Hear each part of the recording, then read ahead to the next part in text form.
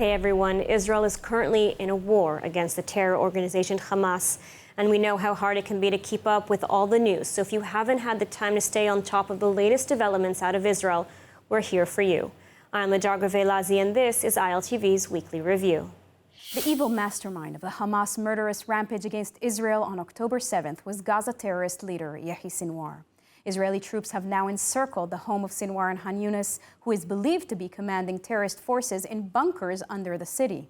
What does Israel know about Sinwar as it moves to end his life? More from ILTV's Steve Leibowitz.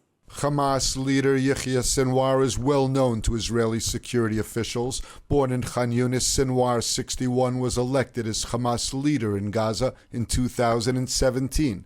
Sinwar rose to prominence as a ruthless enforcer, leading the Hamas security apparatus, which tracked, murdered, and punished Palestinians accused of collaborating with Israel's Secret Service before he was jailed in 1988 and sentenced to consecutive life terms, accused of planning the abduction and murder of 2 Israeli soldiers and the murder of 4 Palestinians. He was imprisoned for 23 years before his release in the Gilad Shalit hostage for prisoners deal in 2011. The former head of the interrogation department in the Shin Bet remembers Sinwar as both rational and extraordinarily cruel, earning him a nickname. I can say about Yahya Sinwar that he was the cruel man that I ever met, in my life. He was really cruel. He killed at least 12 people, at the Gaza Strip. All of them, he suspected that they cooperated with the Israeli intelligence, so he killed them with machete of butcher. That's the reason that the Palestinian in Gaza Strip called him the butcher from Khan Yunis. That was his name. The Hamas leader is considered an extremist devoted to the notion of murdering Jews and destroying Israel. Sinwar is considered unlikely to surrender, even when all is lost. Now Israel are in Gaza Strip. We have to continue fighting until Israel, the Israeli army, the IDF, must kill Yahya Sinwar. Even he will fight. I'm sure that Yahya Sinwar wouldn't leave the Gaza Strip. He will stay until the last bullet. Experience the power of truth with ILTV News. If you're looking for quality content and captivating visuals, join our news community and become an integral part of our team as we embark on a mission to unveil the real Israel, dismantling the web of lies and misinformation that surround reporting on Israel. By subscribing to ILTV News, you will not only have access to the latest updates, but you will also amplify our message, creating a ripple effect that carries the truth far and wide. Subscribe today and help reshape the narrative. Available on the web, Android, and Apple. And joining us now with more on the war with Gaza from Kibbutz Nir Oz is former Interior Minister Ayelet Shaked. Thank you for joining us today. Thank you. Hi. So you're speaking to us now from Nir Oz, one of the kibbutzim in the south of Israel, one of the sites of the October 7th massacre. Standing there now amid the ruins, what message do you have for the world? First of all, that the evil and the atrocities that the Hamas did here to Nir Oz and to the other villages in the area, it is not just against the Jewish people. It's against the Western world. And now it's Israel, but tomorrow it can be the US or the UK. And I think that the whole international community should stand with Israel. And in Kibbutz Nir Oz, they slaughtered, they murdered, they kidnapped 25% from the kibbutz. Children, women, elderly, they didn't care. I just came from the house of the foreign workers from Thailand. They just murdered them all in their room. They didn't care, they just want blood. And what I want to say to the world, it's not just the problem of Israel. The whole world should be unified in order to eliminate the Hamas. Absolutely. And now the IDF is operating in the north and in south of Gaza. Are we close to the goal of eliminating Hamas in Gaza? And can Hamas, an ISIS-like ideology of sorts, even be eliminated? Yes, we saw that the Nazism was eliminated. The Hamas is just like the Nazism, it's just like ISIS. If we will have enough time, we will eliminate them. You see, actually we don't have a choice. It is either us or them.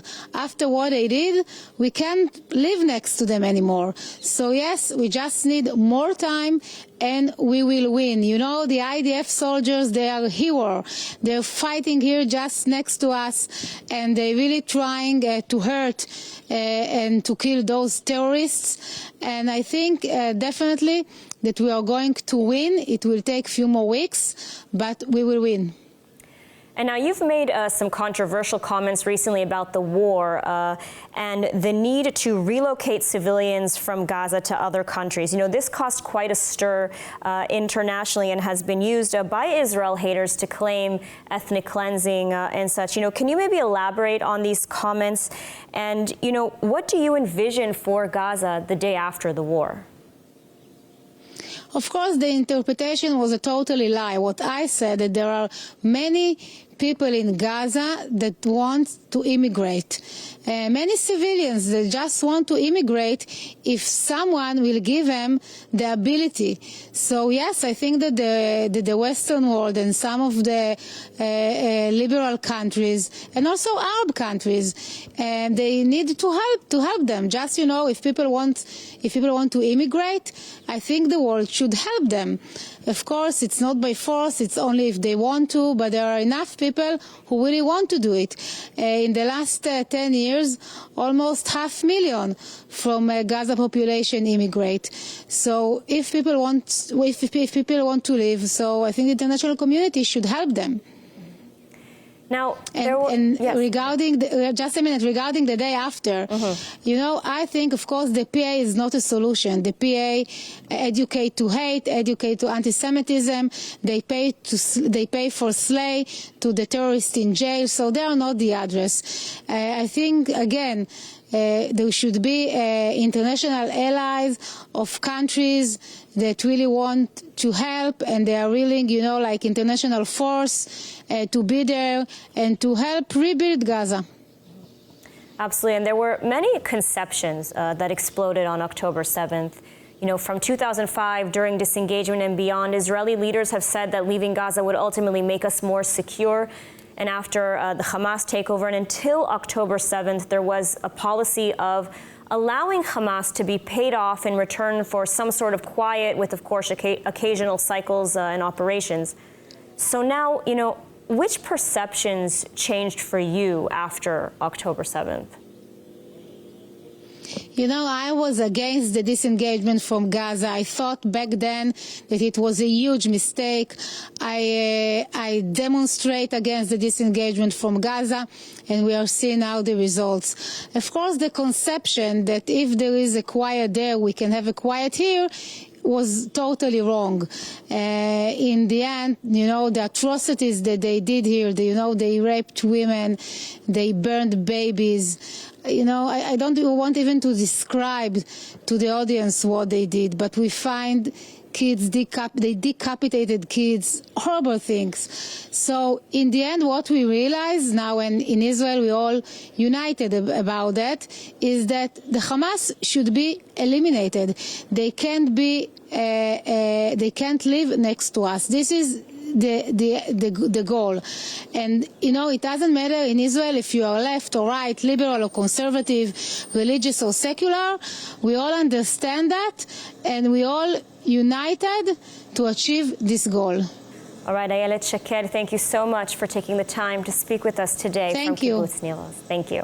Day 68 of the war to defeat Hamas in Gaza. Israeli forces pressed the offensive against Hamas amid growing international calls for a ceasefire. But the IDF has Hamas on the ropes and is moving toward the goal of clearing remaining pockets of terrorist resistance. The ground operation in southern Gaza is continuing with heavy clashes reported. In northern Gaza, the IDF is clearing remaining pockets of terrorist resistance. Troops operating in northern Gaza uncovered armaments and Hamas documentation of the October 7th massacre in Israel. In a residential neighborhood of Jabalia, soldiers of the Nachal Infantry Brigade discovered firearms, RPGs, explosive devices, and equipment inside buildings. The IDF says paratroopers battling Hamas in Gaza City's Zaytun and Shajaiya neighborhoods uncovered a factory for manufacturing rockets. The elite Duvdevan unit raided a building used by Hamas gunmen and found some 250 mortars, rockets, and RPGs. The Navy carried out strikes against Hamas operatives that it had identified as shooting at ground forces in Gaza. While fighting the war in Gaza, Israel is also assuring humanitarian assistance. The Defense Ministry has now authorized the use of the large Kerem Shalom crossing, and some 200 aid trucks were allowed to enter Gaza in the past 24 hours alone. With the war ongoing in Gaza on the other side of the world, in New York, the UN General Assembly overwhelmingly passed a non-binding resolution demanding an immediate humanitarian ceasefire in Gaza. The vote was 153 in favor, 10 opposed, with 23 nations choosing to abstain. The resolution makes no mention of Hamas. Israeli Ambassador Gilad Ardan chastised the UN motion. A ceasefire is a death sentence for countless more Israelis and Gazans. By voting in favor of this resolution, you are supporting the survival of jihadist terror and the continued suffering of people of Gaza. The exploitation of the Palestinians has made the UN a moral stain on humanity. Why are you continuing to allow them to make the United Nations irrelevant? The world body defeated 2 proposed amendments that did mention Hamas. They rejected the U.S. proposal that would have added a paragraph condemning the heinous terrorist attacks by Hamas. The other, proposed by Austria, would have added a call for the immediate release of hostages still held in Gaza.